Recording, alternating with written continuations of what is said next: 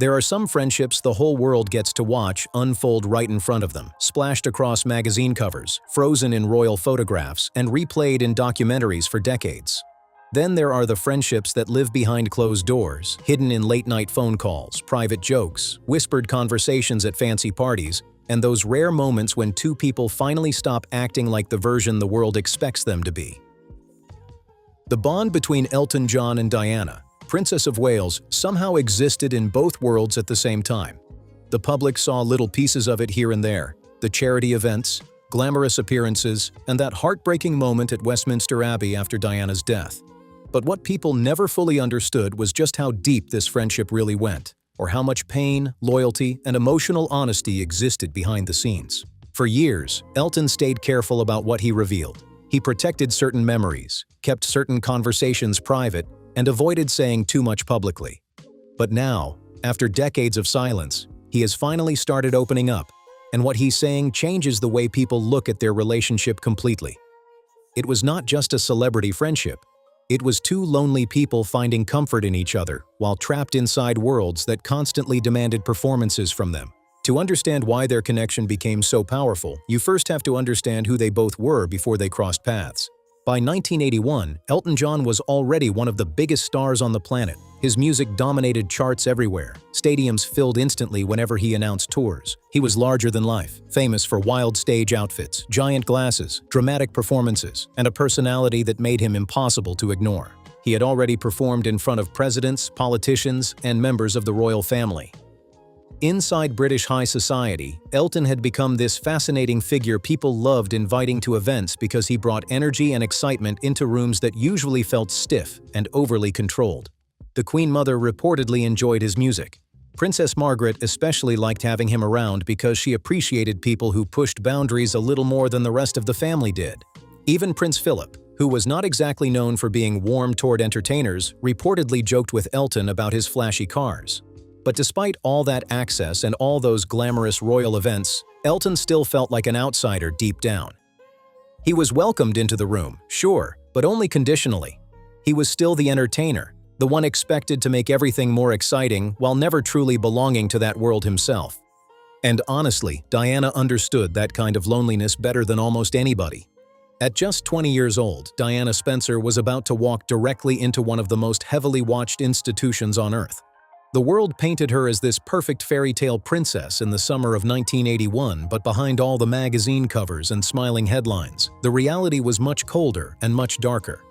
The palace was emotionally distant in ways people outside could barely imagine. Everything revolved around rules, appearances, silence, and duty. The man she was about to marry already had strong feelings for someone else, and Diana quickly realized she was entering a system where emotions were often treated like weaknesses instead of something human. She was young, funny, emotional, and incredibly sensitive, but she was also isolated in a way no amount of fame or public love could fix. Millions of people adored her, yet privately she often felt completely alone. Their real first meeting happened during Prince Andrew's 21st birthday celebration at Windsor Castle, and according to people there, the connection between them clicked instantly.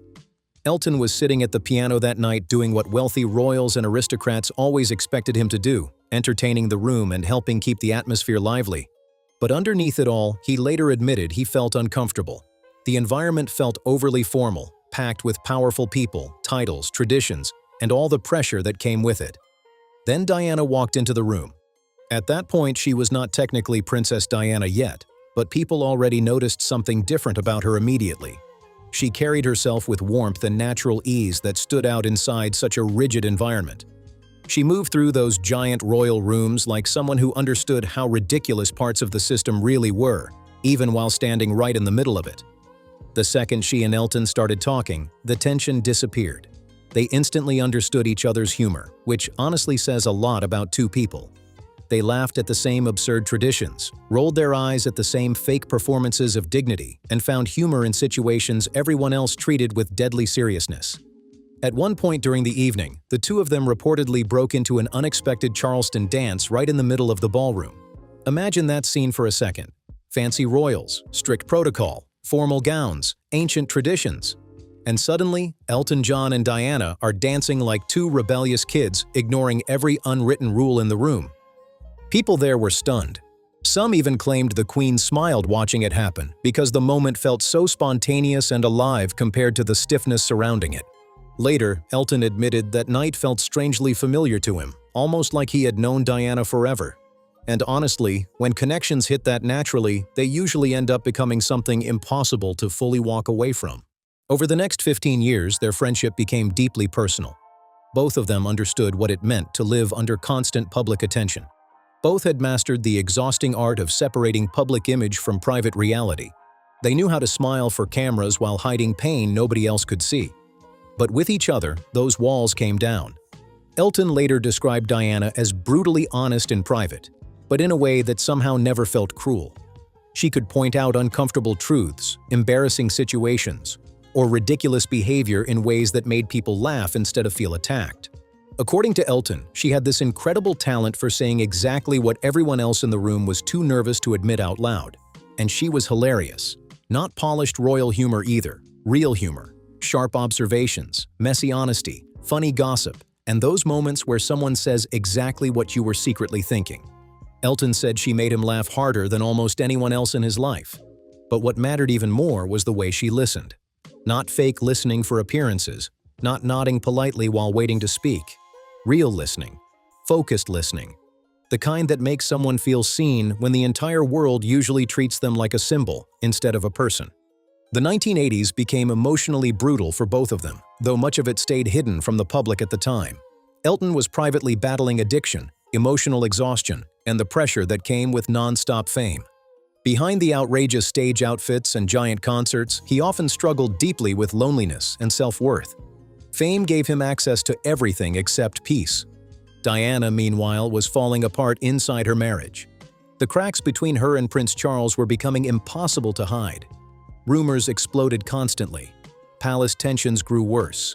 The media watched her every move like predators waiting for weakness. And through all of it, Elton and Diana kept turning to each other because they understood something most people around them did not. They both knew what it felt like to smile publicly while privately carrying emotional chaos nobody fully understood.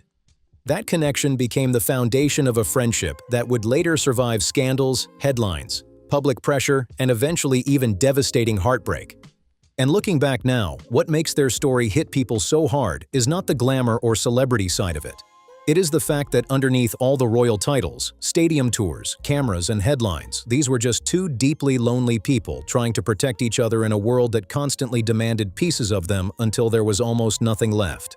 Behind Elton John's fame and over-the-top public image, there was another reality almost nobody fully saw at the time. While the world watched the flashy outfits, sold-out concerts, and non-stop celebrity attention, Elton was privately fighting battles that were draining him emotionally and mentally. Addiction had started taking control of parts of his life, and the pressure of constantly performing for the public was slowly wearing him down. The version of Elton the world loved had become so massive that his real self was getting buried underneath it. Fame gave him success, money, and influence, but it also trapped him inside an identity he constantly had to maintain. On top of that, he was navigating his sexuality during one of the most painful and hostile periods imaginable. The AIDS crisis had completely changed the public conversation around homosexuality during the 1980s. Fear dominated headlines, stigma spread everywhere, politicians avoided the issue, and many public figures stayed silent because they were terrified of backlash. Entire communities were suffering while large parts of society looked the other way. Elton watched all of this happening in real time, and it deeply affected him. Meanwhile, Diana was realizing just how devastating royal life had truly become for her. The marriage the public viewed as a fairy tale was falling apart behind palace walls. Privately, she was struggling emotionally in ways she could not openly discuss. She battled serious mental health struggles while trying to survive inside an institution that often seemed more focused on appearances than emotional well-being. She was also dealing with an eating disorder and periods of crushing sadness while cameras followed her every move. Millions of people treated her like a symbol, an icon, a perfect princess, but very few stopped to consider the actual human being underneath all the headlines. Ironically, one of the strongest bonds between Elton and Diana grew from one of the darkest public crises of that era: AIDS. By the mid-1980s, both of them had become deeply committed to helping raise awareness and compassion around the epidemic, even when doing so carried political and social risks. Diana especially shocked people with her actions. At a time when tabloids still pushed fear about casual contact, she visited AIDS patients personally, sat beside them, held their hands publicly, and allowed photographers to capture those moments without fear. That mattered more than people today may fully realize.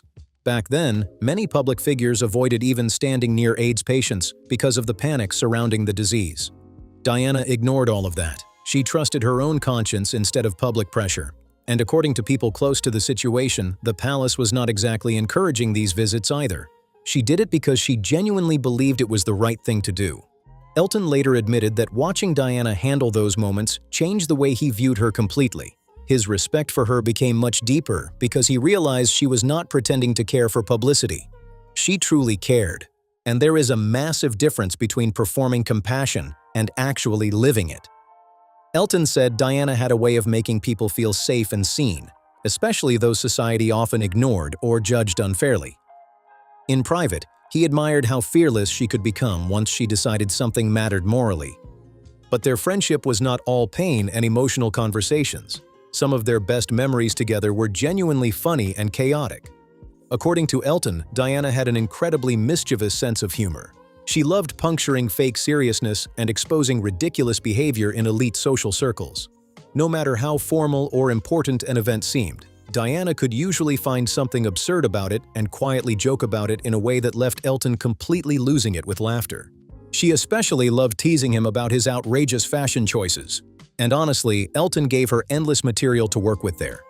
The giant glasses, the dramatic outfits, the bright colors, the stage costumes. Diana reportedly joked about all of it constantly, and Elton adored her for it because the teasing never felt mean. It felt real. One story Elton shared perfectly captures the strange energy Diana created around people. During a private dinner party in London, both Richard Gere and Sylvester Stallone were reportedly there at the same time. According to Elton, the atmosphere became weirdly tense because both Hollywood stars seemed completely drawn toward Diana's attention. Just picture that for a second. Two of the biggest action stars on Earth sitting at a luxury dinner party, suddenly acting competitive because Diana walked into the room. That was the effect she had on people. Elton once described her as completely bewitching without appearing to try. And honestly, that might be the most accurate description possible. But even the strongest friendships can crack under pressure, especially when both people are living under non-stop public scrutiny. By the mid-1990s, the media attention surrounding both Elton and Diana had become absolutely relentless. Diana's marriage to Prince Charles had publicly collapsed in humiliating fashion. Every argument, affair rumor, and emotional struggle became international news. Then came the famous Panorama interview in 1995. During that interview, Diana openly discussed the pain inside her marriage, the affairs, the emotional isolation, and the failures surrounding the institution itself. The interview exploded globally and became one of the most talked about television events in British history.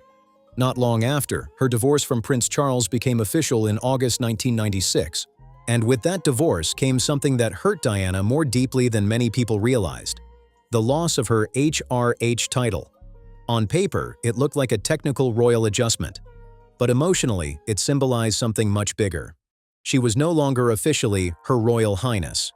She was now Diana, Princess of Wales, still beloved by the public but with far less standing inside the royal system that had shaped most of her adult life. Around that same period, the friendship between Elton and Diana suddenly hit a painful breaking point. Elton had been working on a major charity project, a luxury photography book focused on rock music, with profits planned for AIDS research. The project meant a lot to him because it combined art, culture, and activism for a cause he had fought hard to support publicly. Diana originally agreed to write the foreword for the book, and her involvement carried huge significance. It was more than celebrity support. Her name attached to the project sent a message that discussing AIDS openly should not carry shame. Then suddenly, she backed out. The message reportedly came through formal palace channels instead of directly from Diana herself, which immediately made the situation feel colder and more distant. Elton later understood that people within the royal structure objected to certain photographs inside the book and considered them inappropriate for royal association. To Elton, this felt much bigger than losing a foreword. It felt personal. After everything they had stood for together publicly, especially surrounding AIDS awareness, He believed Diana pulling away from the project represented something deeper, almost like a withdrawal of trust and loyalty after years of friendship. So he confronted her directly. That honesty had always been part of their relationship, but this time things spiraled badly. Diana herself was already overwhelmed from multiple directions, emotionally exhausted, publicly attacked, and constantly pressured by royal expectations even after the divorce. According to Elton, the letter she eventually sent back felt cold and sharp. And after that, silence. A full year passed without the two speaking to each other.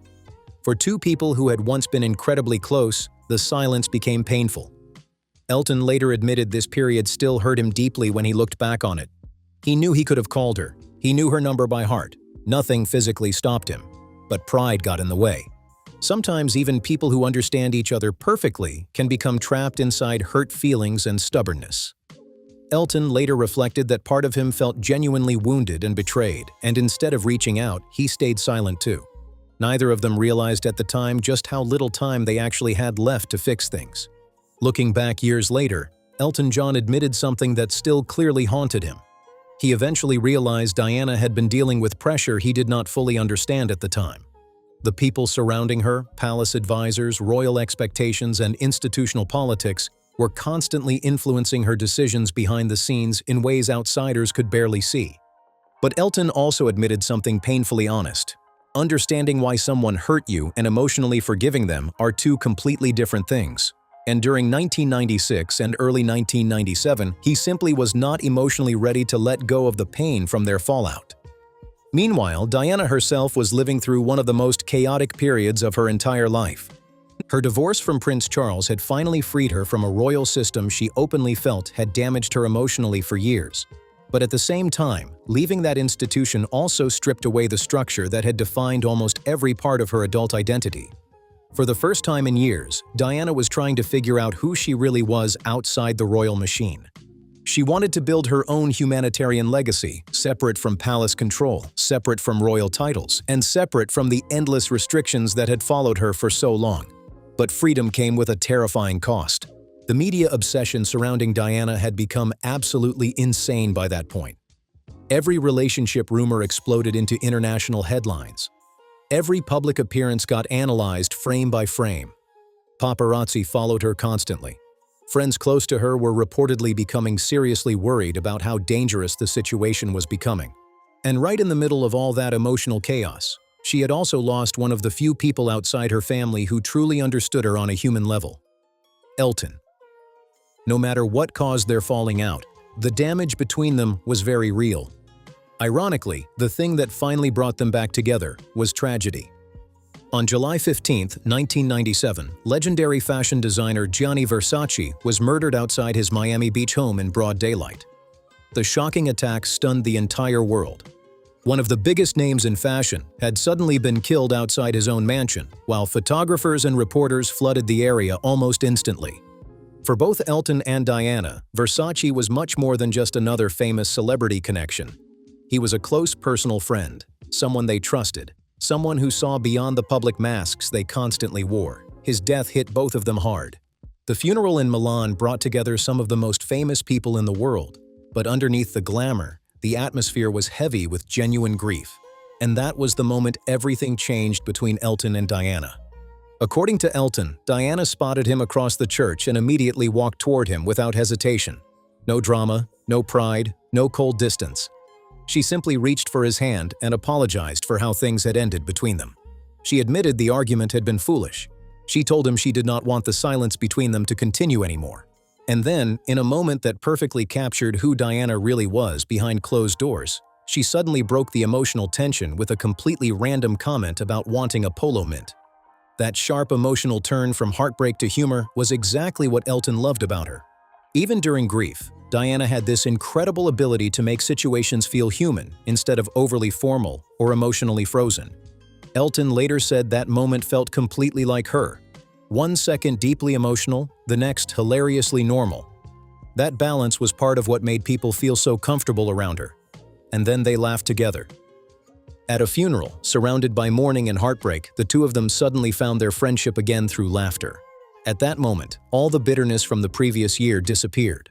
The connection came rushing back almost instantly because underneath the pride and hurt feelings, the bond between them had never fully disappeared. They made plans to meet again soon. They thought there would be more time. That is the heartbreaking part. They believed the future was still wide open.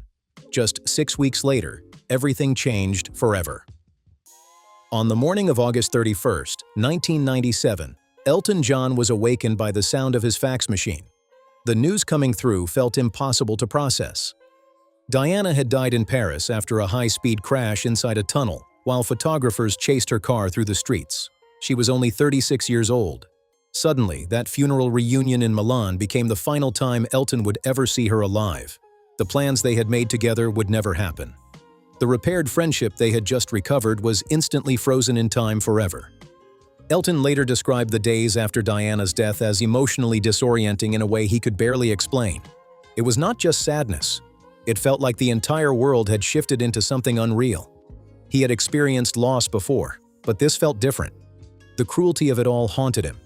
After finally reconnecting with Diana, after fixing the friendship he feared might stay broken forever, she was suddenly gone only weeks later. That emotional timing made the grief almost unbearable. Then came the funeral.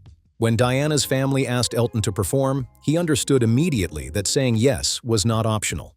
He felt he had to do it. There was no other answer. Together with his longtime collaborator Bernie Taupin, Elton reworked "Candle in the Wind," the song originally written years earlier about Marilyn Monroe. But this new version became something entirely different. Now the lyrics spoke directly about Diana, about England's grief, about the warmth she carried, and about a light the world suddenly felt had been extinguished far too soon. Then came September 6, 1997. Inside Westminster Abbey, Elton John stood before one of the most emotionally charged crowds imaginable. The royal family sat nearby. Diana's sons were there grieving publicly in front of the entire planet. World leaders, celebrities, journalists, and people connected to nearly every charity Diana supported filled the historic church in silence. And at that moment, Elton was not performing as a global superstar anymore. He was saying goodbye to his friend.